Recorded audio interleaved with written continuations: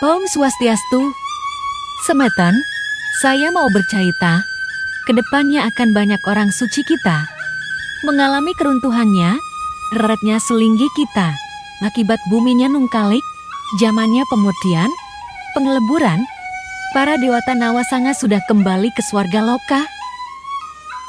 Selama 38 tahun dari tahun 2016, gerhana matahari di saat Hari Raya Nyepi, itu awal buminya menjalani pemurtian Astasiwanya. Sampai tahun 2054, disinilah setiap manusia harus melakukan persiapannya, kembali ke titik nol. Kalau umat manusianya mau memiliki sentana di zaman Sukertanya. Apa sebabnya? Para sulinggi kita mengalami rerit, nunas lugra titiang, nenten purun titiang ringlinggi ide sangsan sampun meraga putus. Titiang ngojer untuk keadaan kedepannya, supaya tidak kedisot-sot opadrawa, agar ada usaha untuk menanggulanginya. Hampir kebanyakan para orang suci kita akan mengalami keruntuhannya. Akibat Dewata Nawasanga sudah kembali ke Swarga Loka, jadinya setiap pengayahnya nemu famali bumi yang tidak mereka rasakan. Badannya nemu ulat merah, ulat tanah, bahkan lintah, atau ular di badannya. Itulah bagian dari penyakit, kutukan kelahirannya, yang tanpa mau dibayarkan semua hutang-hutangnya, dan tidak mau menjaga dirinya clear dari ketularan energi buruk yang datang dari orang sekitarnya. Jadinya hampir seluruh pengayah beliau kelihatan sehat tapi menyebarkan penyakit. Disinilah umat manusia sebagai pengayah yang menjalankan pengersikan. Pendudusannya, pengayah yang nemu sakit di badannya, maunya menyucikan tempat suci, tapi yang keluar energi buruk dari setiap pengayahnya sehingga apapun yang dijalankannya, semuanya sia-sia. Apa yang ada di badannya, di saat numargiang pendudusannya, itulah yang keluar, sehingga tempat suci atau puranya yang dilakukan upacara akan rerek, bahkan leteh, tidak akan mengubah keadaan. Semua tatua, susila, upacara yang dijalankan tidak membuahkan hasil. Ritual upacara apapun dilakukannya, kalau pengayahnya beliau tidak mau merubah dirinya, atau semua ulakanya tidak mau menjaga kesuciannya, setiap menit, setiap jam, setiap hari, setiap tahun, akan meruntuhkan sang selinggihnya, maka sekarang sudah banyak yang sakit. Dan sudah banyak orang suci yang banyak mengalami sakit stroke, bahkan sudah banyak yang lebar. Disinilah banyak para pembesar atau para pemegang jabatan akan sendirian. Sulinggi tanpa sisya, raja tanpa prajurit, pejabat tanpa abdi yang setia. Semakin hari, semakin lama semua keadaan tidak akan mendapatkan kebaikan. Sebelum kebaikan dan keburukan belum seimbang, terus akan terjadi bencana alam, penyakit grubek, bahkan perang saudara, pengkhianatan pun banyak terjadi di setiap keluarga. Segala macam energi buruk yang ada di tubuh setiap umat manusia, sama sekali mereka tidak bisa merasakan, energinya mengeluarkan penyakit, sehingga mereka bisa mudah melakukan apapun di tempat suci. Yang penting sudah datang, sudah ngayah, bakti namanya menurut mereka. Maka banyak yang datang dari ngayah di tempat suci, menyelekan hati, bahkan ada yang ke dokter, supaya bisa melanjutkan ngayah di hari berikutnya. Kalau umat manusia tidak membawa energi buruk ke tempat suci, jangankan sakit walaupun bergadang 24 jam di tempat sucinya. Tidak ada yang namanya sakit habis ngayah di pura, apalagi sampai masuk rumah sakit atau ke dukun apabila tidak melanggar titah niskala. Kalau pola palingnya patut dan sesuai dengan titah leluhurnya berdasarkan sastranya. Lutuk bantenya, dresta, dengan keikhlasan. Semuanya akan selamat, yang memiliki berbuat yadnyanya, yang memiliki karyanya, masyarakatnya, pengayahnya, semuanya akan selamat, dan murah rezekinya, semua mendapatkan di sekitarnya. Walaupun umat manusia membenci di setiap ritualnya, mereka pun akan mendapatkan kebaikannya.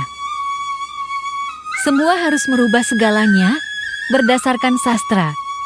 Hanya pengayahnya diperketat untuk ngayahinnya. Jangan sampai ngemu bebay kalau dibiarkannya. Di saat pengayahnya ngayah, siapapun yang diayahinya malah sakit yang akan ditularkannya ke umat manusianya. Apabila tidak ada yang mempercayai instruksi Niskala, menyepelekan semua titah Niskalanya dan melecehkannya, dan tidak ada yang mau berusaha kembali ke titik nol kalau masih hanya berorientasi ke skala saja, yaitu kebahagiaannya, keterpurukan yang amat sangat pun akan terjadi. Banyak umat manusia akan beralih menjadi spiritual karena mereka sudah tidak kuat menjalani kesengsaraan hidupnya, padahal instruksi Niskala dari tahun 2016 sudah tak sampaikan berulang-ulang kali, malah keroyokan umat manusia membulinya. Sekaranglah saatnya tiba. Banyak umat manusia mengalami kebangkrutan, beralih ke menjadi spiritual. Banyak yang mengalami kesurupan bebay, buta kala metapa dewa. Banyak manusia menjunjung tinggi kesurupan penyakit karena mereka tidak bisa mendeteksi setiap pergerakan buminya. Semua beralih ke dewan-dewan. Penyakit kesurupan dibawa berobat ke dukun. Semua macam penyakit tidak bisa diobati oleh siapapun sekarang. Hanya manusianya sendiri yang bisa mengobati dirinya sendiri lewat keikhlasannya, menyeimbangi pancamaha butanya dan pancamaha dewanya. Sakit, sering berobat ke spiritual, sampai kesurupan tidak bisa dinetralkan oleh spiritualnya. Sang spiritualnya pun akan kumat sakit bebaynya juga, yang ditularkan dari pasinya, yang tidak bisa dideteksi oleh tubuhnya, sehingga pasinya pun bisa dicetek, tidak bisa dirasakan. Maka banyak pasien yang kesurupan nantang sang spiritualnya. Di saat mereka berobat, sang spiritualnya pun akan marah dan memukul pasinya sampai roboh. Kalau pasinya cantik putih mulus, masih ada prioritas menanganinya dengan kesabaran dan lama. Kedepannya ini dah banyak umat manusia yang ke dewan-dewan akan mengalami ODGJ karena mereka tidak kuat memikul beban hidupnya yang penuh kesengsaraannya, walaupun selama ini sudah berbuat baik dan sudah membakti ke Muma tanpa mau berkorban mengangkat leluhurnya. Mereka pun akan terpuruk dan penyakit datang silih berganti, tidak bisa diobati, kehidupan sudah susah, dihajar oleh berbagai macam bencana, semua usaha dijalani mengalami keterpurukan, hutangan numpuk, debt kolektor datang menagihnya. Stres akut banyak yang akan mengalaminya ke depannya. Kalau tidak mau merubah dirinya dari sekarang, dan akan banyak yang mengambil jalan pintas dengan mati salah pati atau bunuh diri. Keruwetan keradan akan terus terjadi. Orang tua bisa melupakan anaknya. Anak-anak bisa melupakan orang tuanya.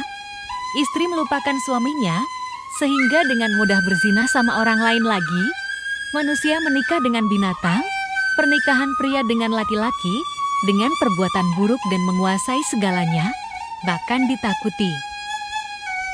Umat manusia yang jujur akan ditindas, orang yang bertugas menjaga maling akan bersekongkol sama malingnya.